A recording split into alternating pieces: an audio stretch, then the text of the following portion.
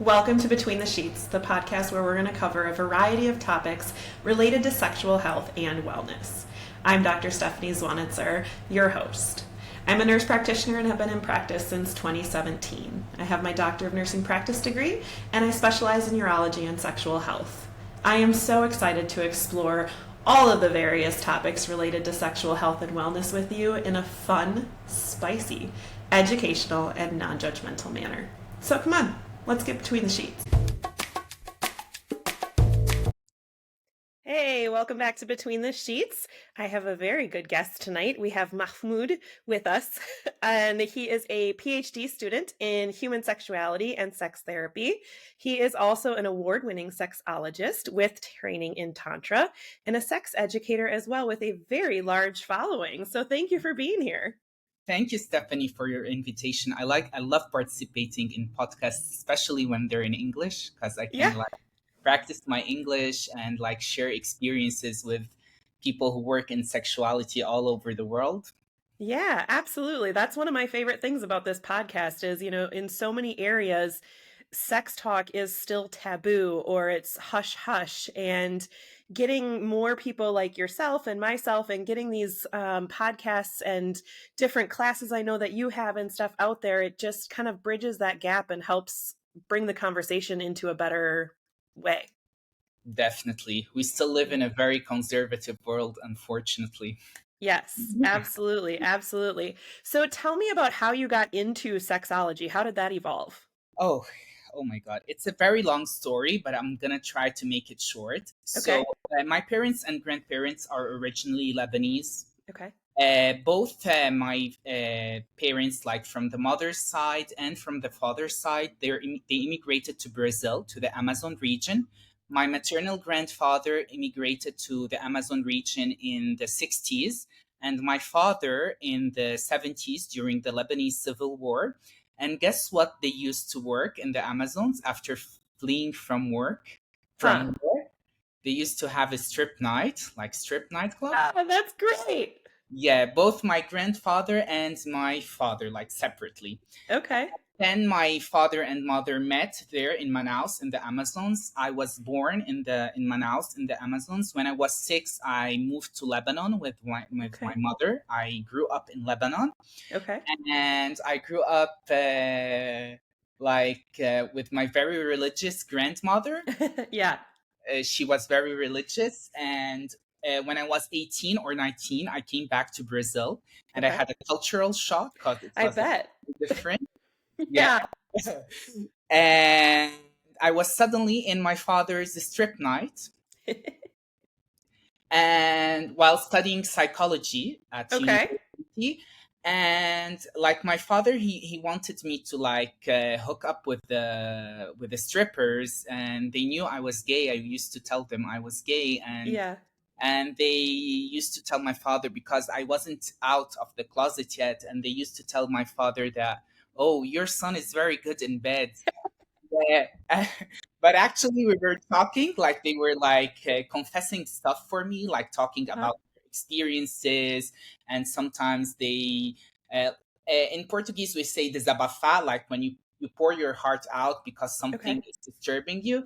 Yeah. And then I started becoming interested in studying sexuality and understanding sexuality, because certain stuff intrigued me. There was every Thursday there used to be a live sex experience there. Wow. Okay. Used to have live sex, and the man who was able to ejaculate, he would get a gift, which was a whiskey bottle. Okay. And, yes. And I said, oh my God, I got very curious, and I started choosing my assignments at university about sexuality. So I started first researching about the fixation on buttocks, because in Brazil, big buttocks is a big deal here. Oh, even though I'm not from Brazil, I know that's a big deal. And then I started studying relationships.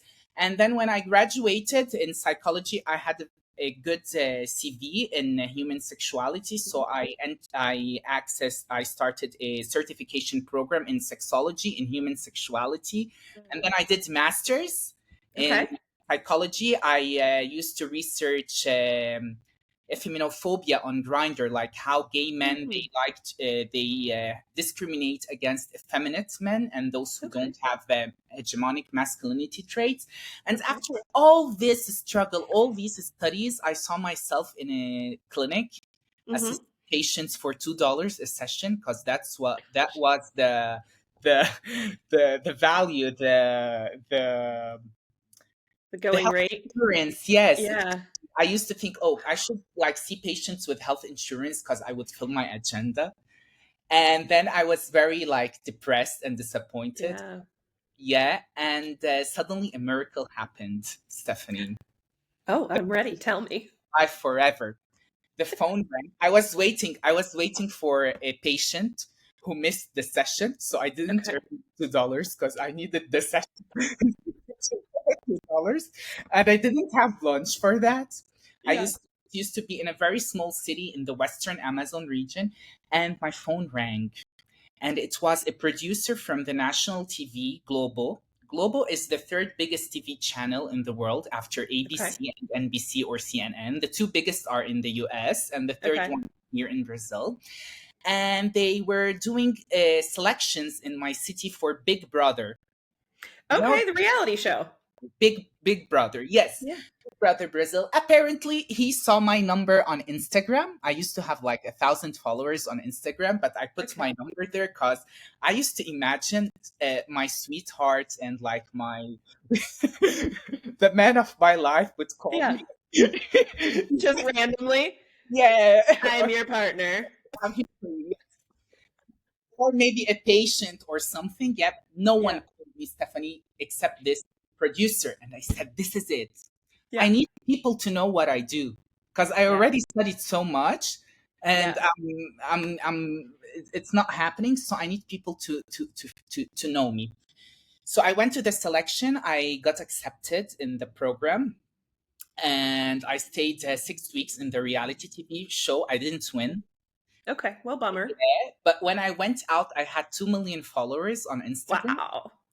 Yes, That and makes you a little bit popular right away. yeah. Yeah. I had 2 million followers on Instagram, and it started dropping after the program ended. But I created my YouTube channel and I Mhm. started producing a lot of content in human sexuality. But Mhm. since I came from the academia, I was a very serious man. I Mm. didn't even used to say erection, by the way. I used to say Wow. tumescence, because Oh, is the most like sophisticated term right. for election. Yeah. Right.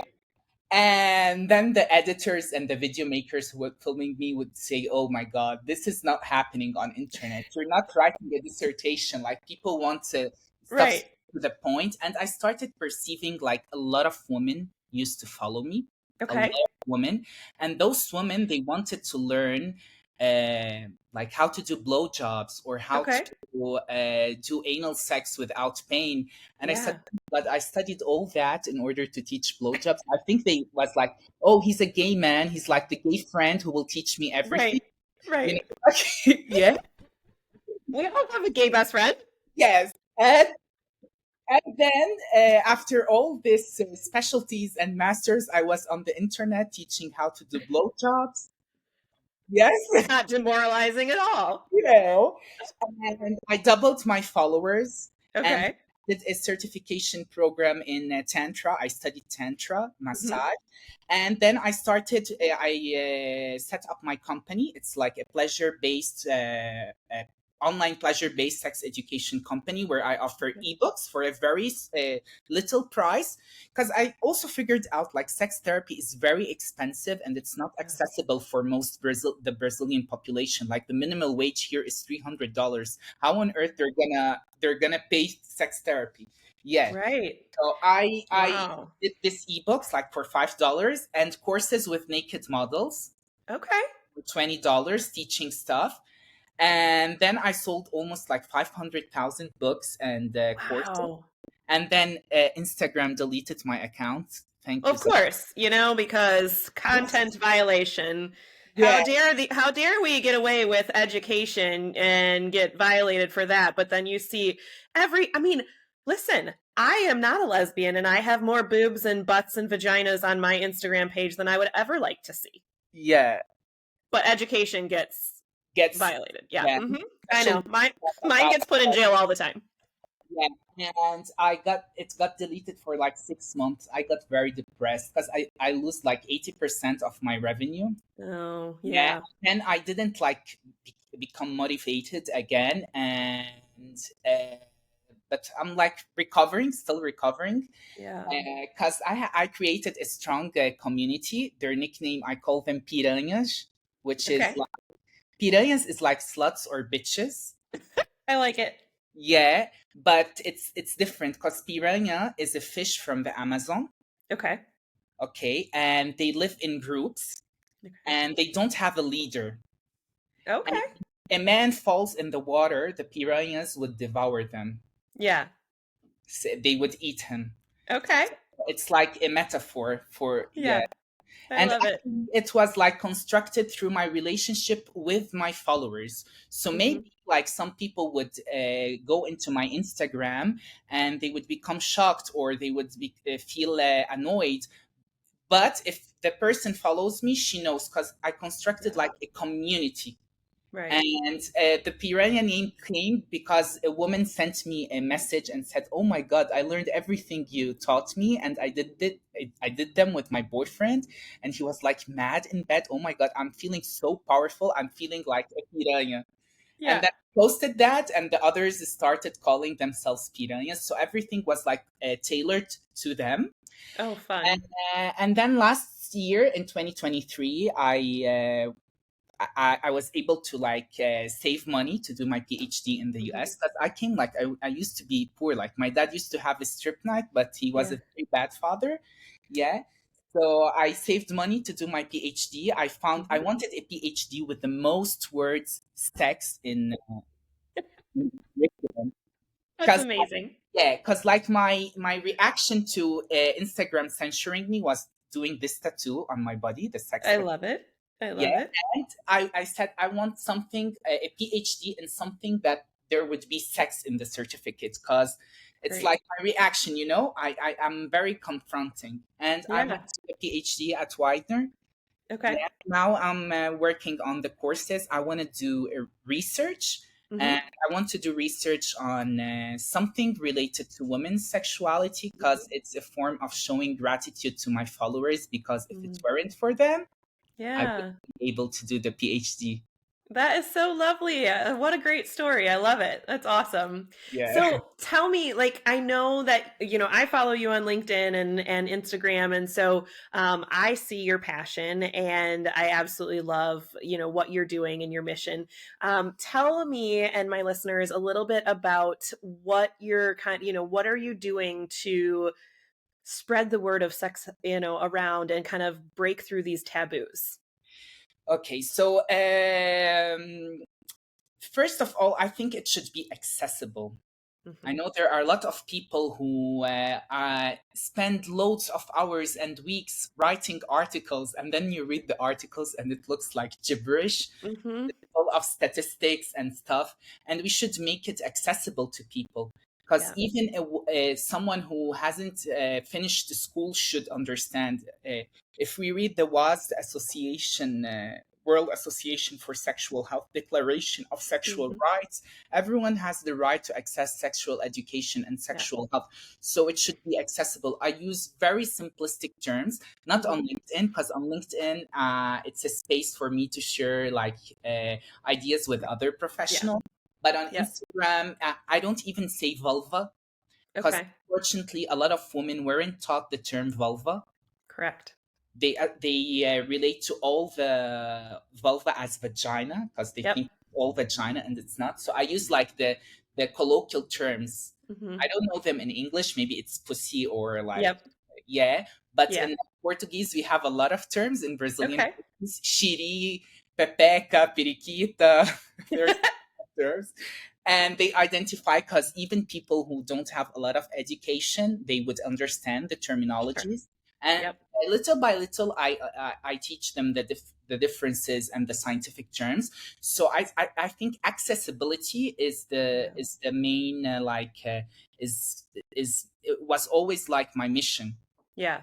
Yeah. linguistically, in geographical, because everything is online, and Right. also financially, because this project is for people who won't ever be able to pay sex therapy. Unfortunately, I'm Hmm. very pessimistic about the world. I don't think it's gonna change. Yeah. Yeah. Yeah, and in the United States, a lot of the therapies can be covered at least partially by insurance, but finding mental health professionals and then finding a mental health professional that specializes in sex therapy is extremely difficult. There just aren't a lot of them. Yeah. So that's been a trouble. Some of my patients, as I work as a urologist, and so I'll have patients who come in for erectile dysfunction, pain with sex, trauma in their past, and I treat them from a medicine side, but I also like to get therapy on board, and getting them into therapy sometimes is really difficult. So I love that you have these books for people that they can get. Tell us more Yeah. about those. Yeah, it's based on their demands. Okay. They are my boss. Okay. Okay, so I was very criticized in the beginning. Oh, you're teaching men how to please women, how to please men. This is very sexist. I know. I mean, they're asking me. You're just giving the people what they want. Yes, they're asking me. Yeah, you know what I Yeah. mean.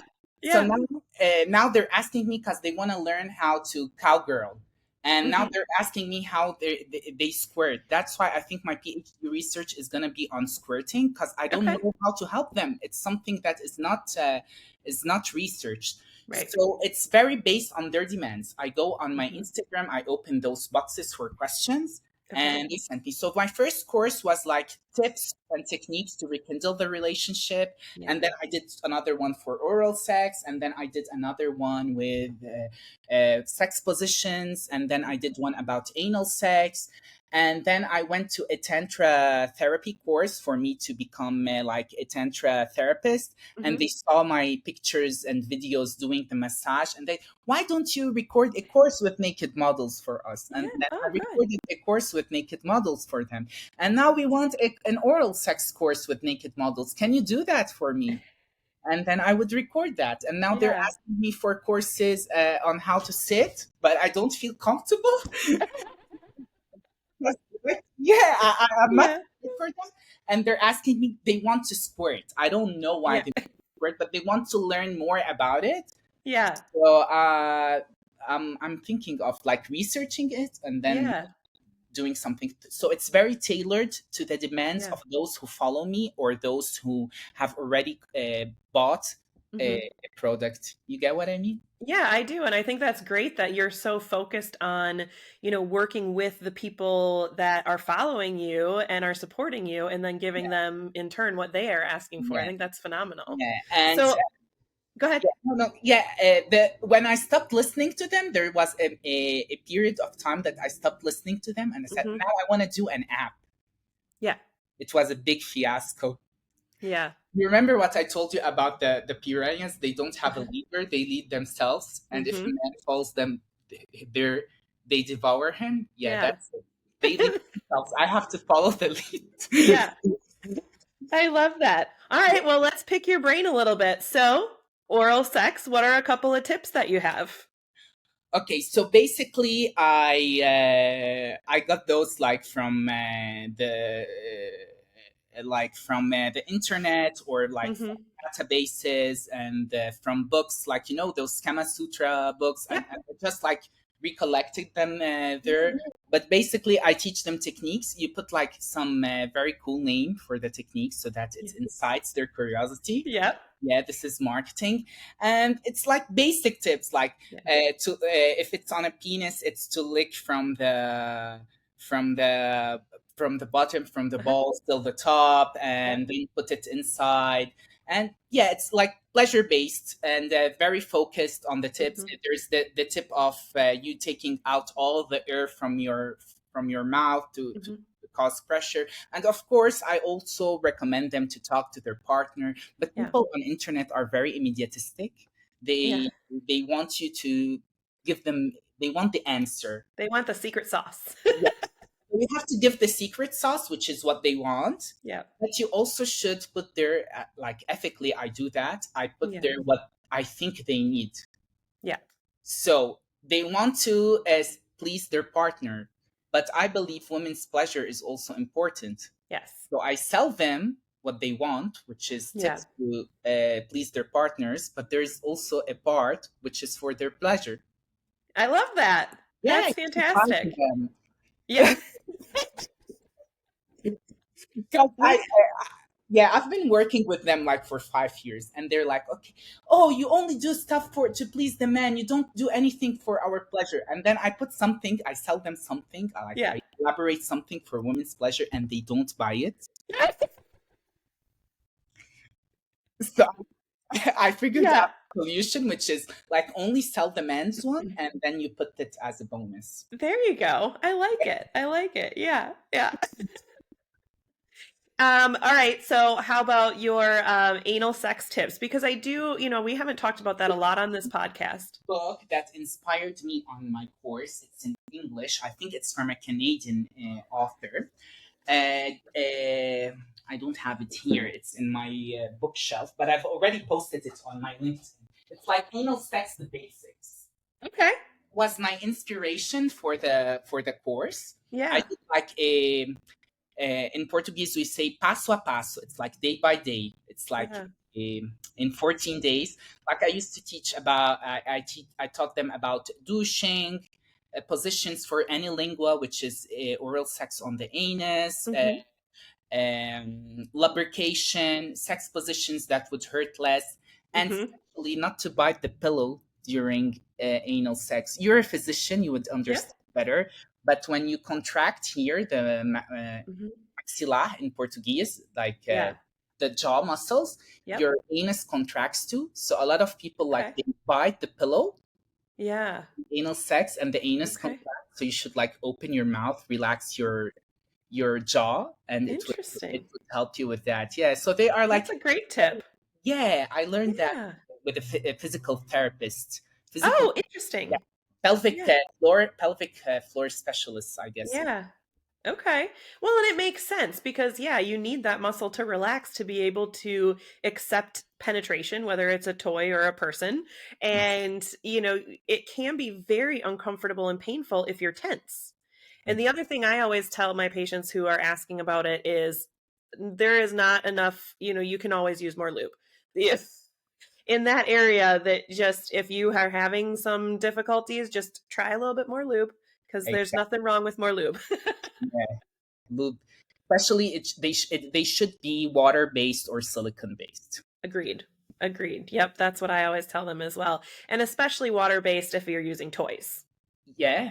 Yeah, because well, the silicone-based ones can, for some toys, it can deteriorate the toys. Oh, okay, yeah. So if you're using toys, you want water-based, but silicone is fine for, a human, a human body part. Yes, absolutely. So talk to me about the I know a lot of your posts are just kind of trying to kind of bridge the gap over the different sexualities and gender preferences and sexual preferences and things like that. Talk to me about your work in that area. On LinkedIn, you mean that? Yeah. Because like my biggest dream in life was always to be in academia, like being a sex researcher. I think the best place in the world to do that is in the US, despite everything happening in the US.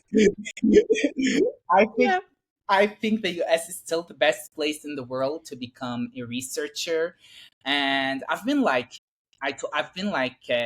mounting my collecting books in sexuality since 2011, and I just want to share stuff like that and share my vision because I believe like in the future I want to work on internationally, because I don't imagine myself at 70, with all due respect, teaching how to do blowjobs. Right. Yes, I don't. It's like something personal. I don't imagine myself at 50 teaching how to do blowjobs and sex positions. Yeah, so I think so. I'm like, we need to evolve. Yeah, know what I mean? So I have a friend with a lot of followers. She's 50 and she teaches like Kegels. Uh-huh. She calls it pomporism. But I imagine myself teaching like more serious stuff about sexuality. So Hmm. this year I started my own certification program in sexology for like Brazilian folks who want to become sex therapists and sexologists. Hmm. It's a project for the future. Yeah. Very cool. I Did I love answer that. your question? Yeah, that's why Yeah. I'm, because maybe I can make in the future my own institute and do courses in English too. Yeah, that's amazing. That's amazing. Yeah.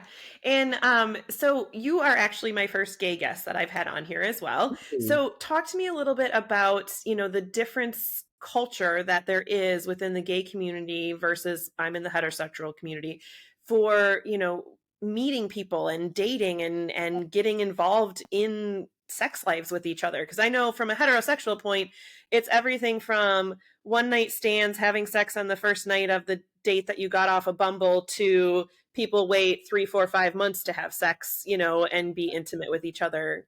There's this theory I learned in PhD. It's the sexual scripts theory by Simon and Gagnon. They're American sexologists who did the first theory in within sociology, like the first sexual theory within sociology. Like Kinsey was a biologist, and Master and Johnson was the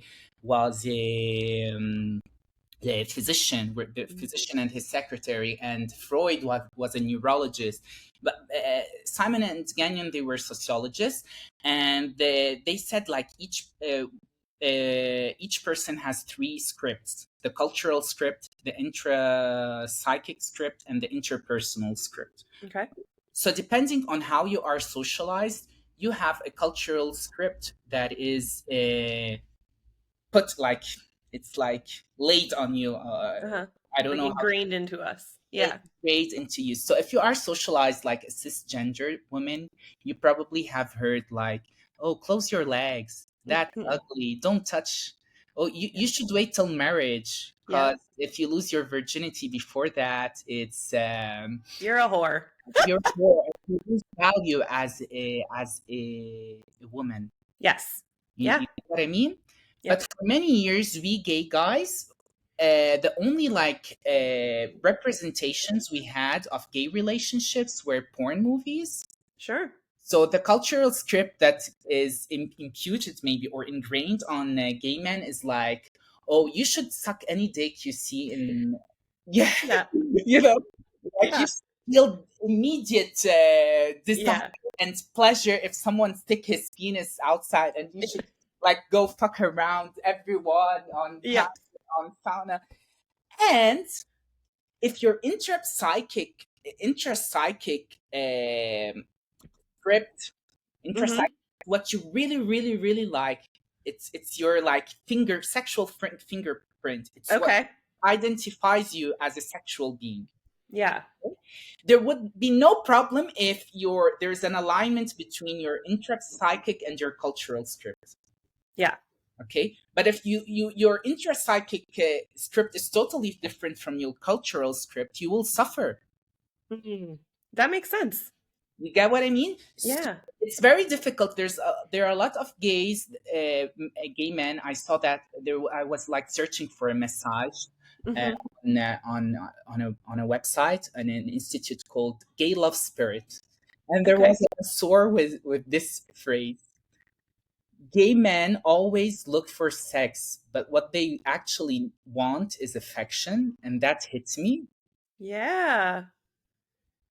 That makes a lot of sense. because like a lot of because it's we weren't taught to like seek affection, only sex, and I Right. think the opposite for women. There were Yeah. it's okay to love. You should Yep. find someone to love and spend your life with, but it's not okay to have sex. And for Yeah. men, even gay men, it's okay to have sex, Hmm. but if you love someone and if you demand affection, that would make you less a man, Yeah. And needy, right? needy, and Yeah. you won't. You get what I mean? I do. I do. It's so interesting. And as you're saying that, I'm thinking through my own life and stuff. And you're absolutely right. It's women think of the love and the affection first and sex secondary, Whereas I think, more of the male culture and probably like you're saying in the gay culture, it's sex first and then the other stuff. Yeah, and I think it's related to socialization. I don't believe it's only like the hormones. Yeah. I believe we have sexual needs and a need for affection. Yeah. Yeah. Yeah, and I think there's actually a misconception that women have a lower libido. I mean, I know plenty of my friends who have higher libidos than their partners. So, I think women are more exhausted than men, though, because I think there's a lot of pressure on them, like to they work and they do house activities, and Mhm. if you are exhausted and tired, there's no way to feel sexual desire. Yeah. Yeah, it's very true. It's very true. And we talk about that a lot with, and my girlfriends and such, that even my patients will come in and be like, how am I supposed to be ready for that after I've done all these things throughout the day? And so there is conversation about, well, how can you lighten your load and all of those things? But it does seem to be heavy on the woman. Okay, well, it's your problem. And like, how are you going to fix it, instead of like, let's come together and figure this out as a team. So, and I'm always big on self pleasure too, and taking time to yourself, whether that is, just enjoying yourself or whether it's leading to climax. And I think men are better at that than women are, because that's another thing that society has put on us. I'm not sure what it's like in Brazil, but in the United States, it's like totally normal and accepted that men masturbate and masturbate frequently and when they're in relationships. And women, you shouldn't do that. That's frowned upon. I think also that society has convinced women that they are able to multitask. I've read Mm. that Lori Brodo which is one of the most cited authors in human sexuality, and no one is able of multitasking. Like, Mhm. have you heard that? Like, women are able to do a lot Yeah. of stuff at the same time. Men can only do one thing at a time. Yep. Well, no one is able to do a lot of Yes. stuff at the same time and do them perfectly. Yes. So There was a book, gosh, maybe in my early 20s, that I read called Men Are Like Waffles and Women Are Like Spaghetti. Just men are in blocks and do things in compartments, and women, do it all together. And to some degree that's true, but it doesn't mean we do well at it. exactly. I think it's a big myth. And when Mhm. Lori Broto's Better Sex Through Mindfulness, it's Mhm. something I took. And I did an exercise. I went on a lecture. There was a big group of women. And I told them, I'm going to put some audio erotica for you. And I separated them in group A and B. Okay. And group A had only to listen to it, close their eyes and listen to the audio erotica. There was a very sexy man with a very hoarse voice, Okay. doing very sexy things. And the other group had to listen while calculating the prices of a supermarket list, Hmm. Okay. thinking about their body defect, like things they don't like in their bodies, because they do that in sex.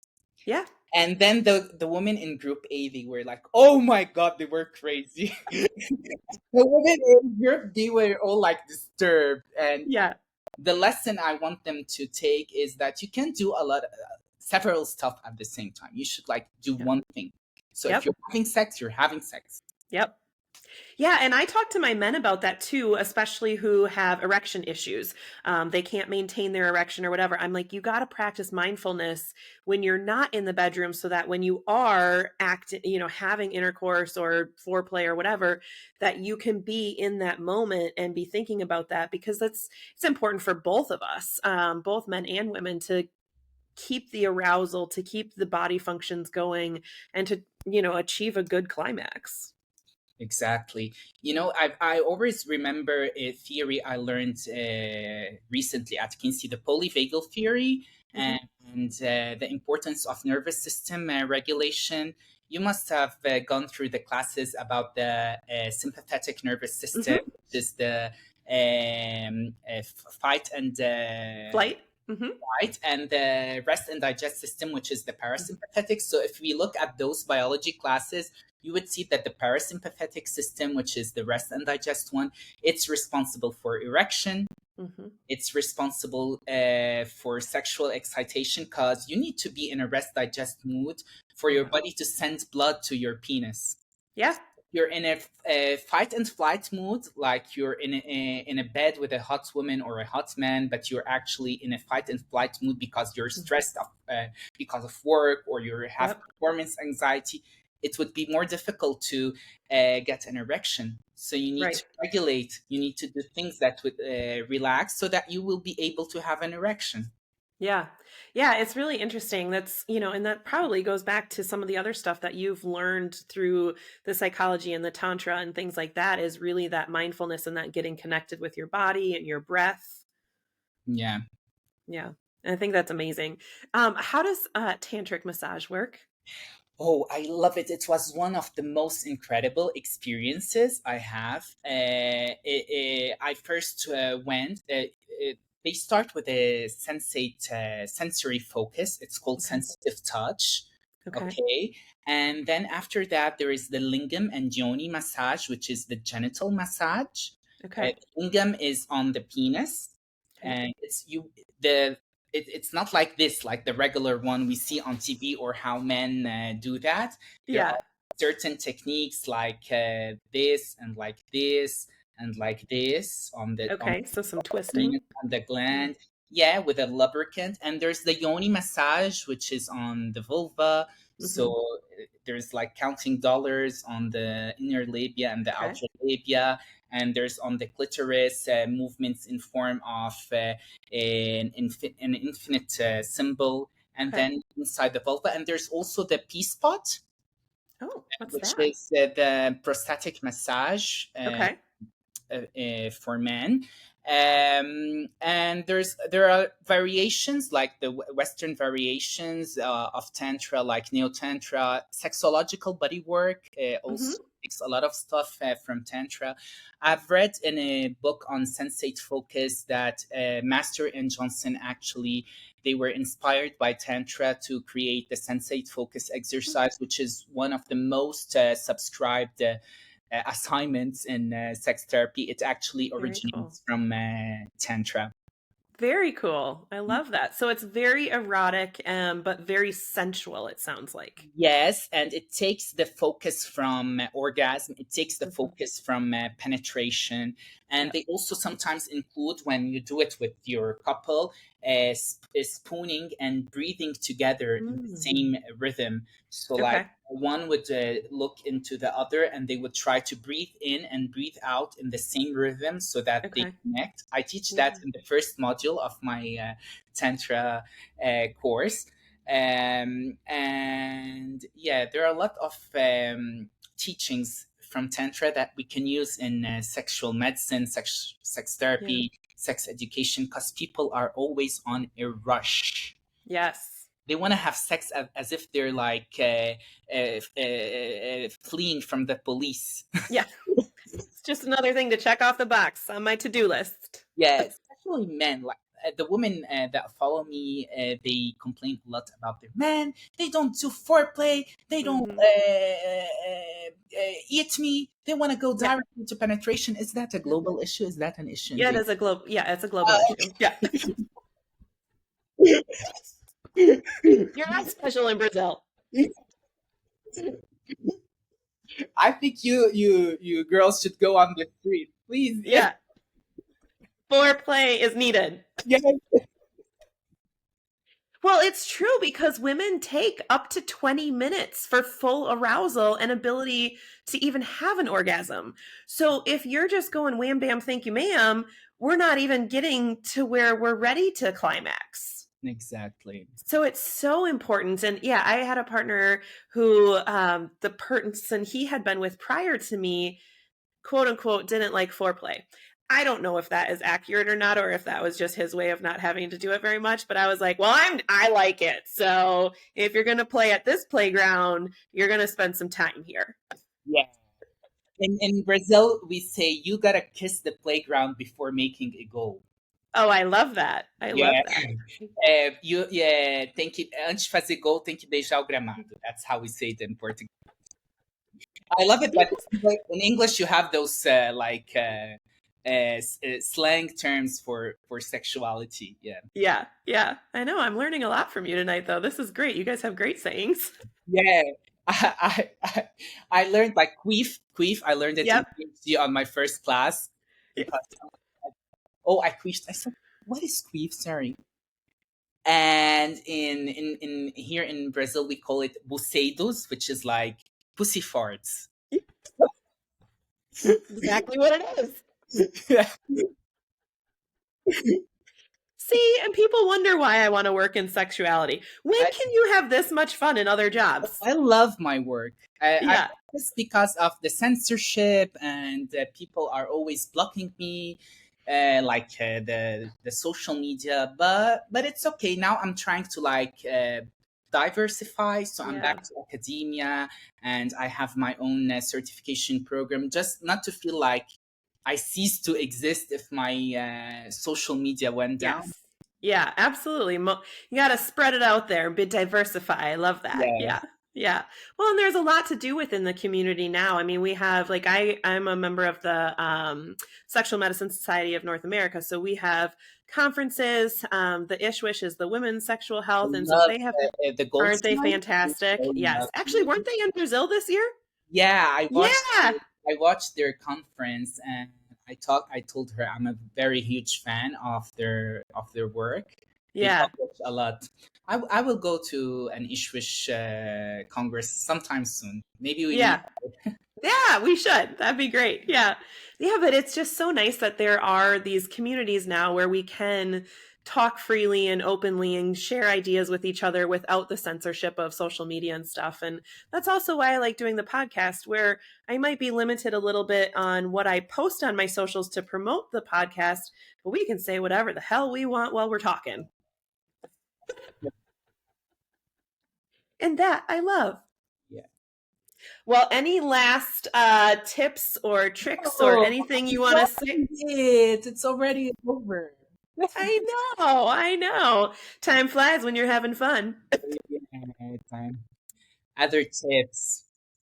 Uh, Let me think about something bombastic. Oh, yes. But we have it's in Brazil. We say it's the cherry on the top of the cake. Yes. Yes. I love the cherry on the top. That's the best part. On the top of the cake. I think the